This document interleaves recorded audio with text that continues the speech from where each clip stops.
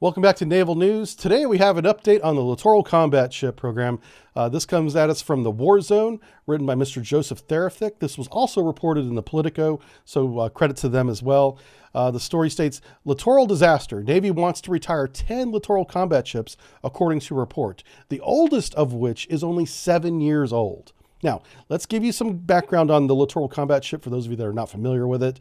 The Littoral combat ship comes in two models, two different types. You have the Independence and you have the Freedom class.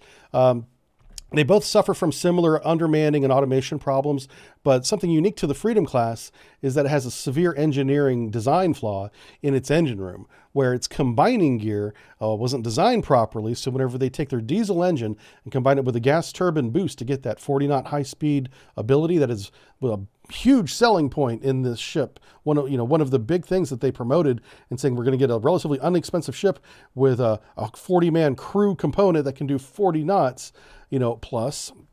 Well, they can't do that without stripping this combining gear. And it's been a problem throughout the entire, 10 or so year history, over 10 years now, of this class of ship. And they're just now getting around to fixing it. But now the Navy's having second thoughts of, wow, it's going to be pretty expensive to fix this ship, further reducing the savings that we thought we were going to get in the first place. And it's going to take a long time. It's going to take many years to bring these Freedom classes in, of which we have, many now, and bring them in one or two at a time and rip the engine room apart to fix this combining gear problem. Okay, so that's really what this is about today.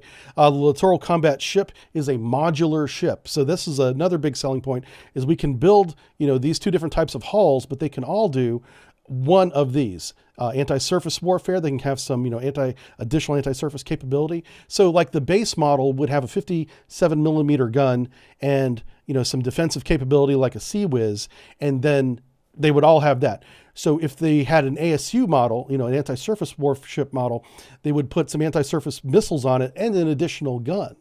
Okay, and you would also have a anti-surface warfare crew complement to, combine with your 40 crew core and, bring that up to, 65, 75 total people for this mission. And within a 1 to 4 day turnaround in port, they could take off this anti-surface warfare module and install a mine countermeasure module instead. And then that crew detachment would be, say, 15 people. So you would lose your surface warfare detachment. You would get an additional 15 people that would operate the mine countermeasure equipment, while the 40-man crew would just operate the ship. So how was all this possible, right? How are you operating a warship with only 40 people and then having these little detachments come on board? Well, the truth is it was unsustainable.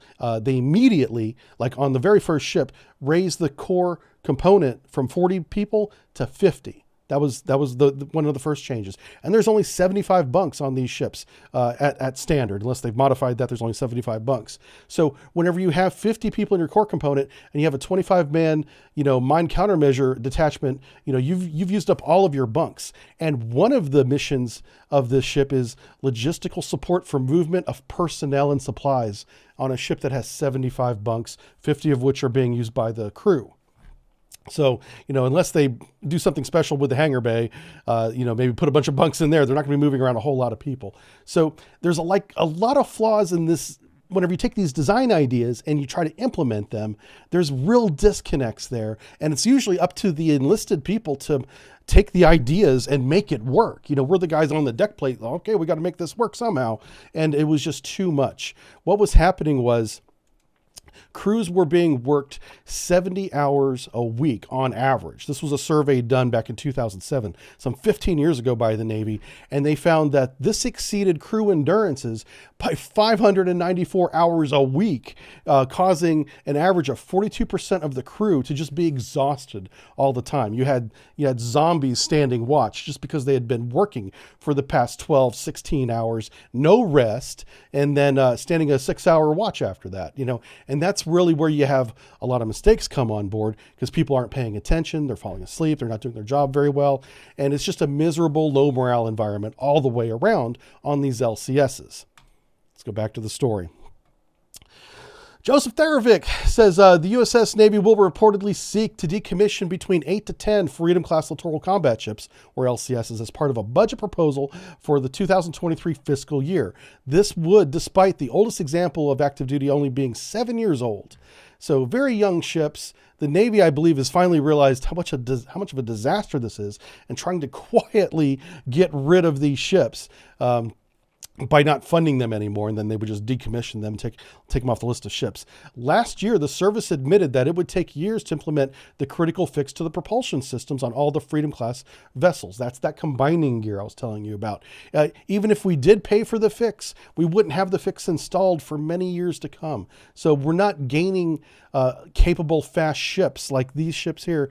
These are going to be limited in speed ships for many years. Okay, the Politico, who again reported this first, cited 3 individuals familiar with the plan. The outlet said that the Navy and the Department of Defense had declined to confirm or deny the 2023 fiscal year budget request, a public version of which will be available either later this month or in April, and we'll be able to see for ourselves what is in the final document. So it is possible that this plan to decommission 8 to 10 of these ships is not finalized yet. We will know in April whenever the public version of the 2023 budget does come out. So last September, the Navy decommissioned the USS Freedom, leaving it with only 9 other Freedom classes. All the remaining ships were delivered between 2015 and 2020, making the entire fleet extremely young. The Navy officially took one more of the LCSs in November, the USS Minneapolis-St. Paul, but they haven't commissioned it into service yet because it doesn't have the combining gear fix. And the Navy said that it would not receive officially commission any more of these Freedom classes that don't have the combining gear fix already installed. So that step has already been taken. But instead of fixing the ones that we already do have in our fleet, we're really thinking about decommissioning them. And I really think that's the right answer. Don't throw good money after bad at this point.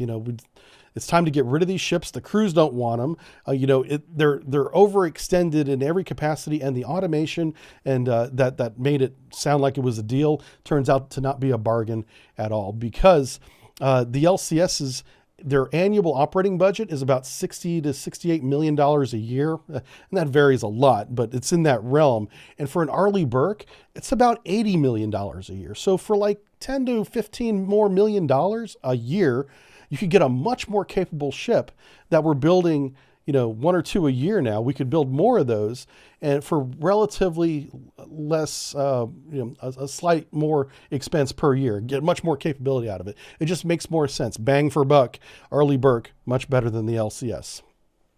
And the Arleigh Burke is a multi-mission ship too. It can do a lot of the jobs that the LCS has been sold as. And it is a proven platform, where the LCS is proven to be a failed platform. All right, let's go back to the piece that Joseph was writing. It says, if the Navy does ultimately pursue this decommissioning plan, it could amount to an effectively resetting the Freedom class, which has been plagued by major issues with its water jet propulsion system. A design flaw led to repeated combining gear failures on multiple ships in recent years. The combining gear connects the gas turbine to the main. Okay, so he's just telling you what I've already told you, so we'll go by that. Here's a great picture, by the way, of this propulsion system. It looks like, a ski jet, type of propulsion. And this is a partially planing hull design. So the idea is to get up on a high-speed plane, get almost like a catamaran gets a lot of the hull out of the water. Well, this is not a catamaran design. The other one is, the Independence is. It's like a tri-hull design.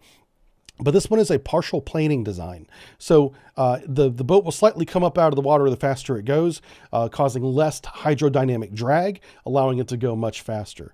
The problem is that without that combining gear, they can't get to the plane to get that speed efficiency. So basically just can't, it doesn't operate properly. And to fix it costs millions of dollars and years to do that.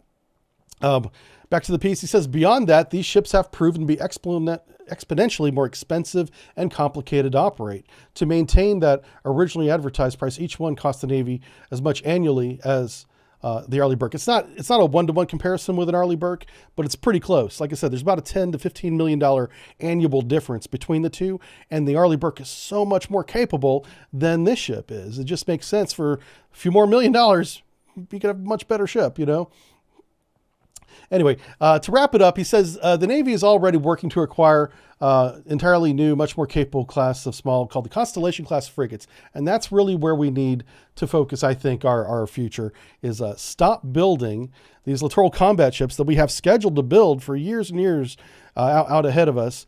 And let's just focus on building the Constellation class. We're still building these things, knowing that there's problems with them. And it's more than just the combining gear, the crew and the automation and the modules. It is not a good design. You're still exhausting your crew every time you operate one of these for more than just a couple days. And that is still to be addressed, because the Navy, whenever it comes to like big brass, Navy, they don't want human sailors. They want robots that follow procedures. And that's what they're getting. But, unlike robots, humans need rest. And so while they're spending 70 hours a week following procedures, they're not getting the request or the rest that they need to stay alert. And that is, I think, the real problem with a ship. Mechanical problems aside, the crew needs to be addressed. And the only way you're going to do that, I think, is with a brand new ship. All right. So let me know what you think in the comments. This is just an update on the LCS. Whenever that budget comes out, we'll take a look at it in April, and we'll see you then. All right. Thanks for watching, everybody. Bye. Bye-bye.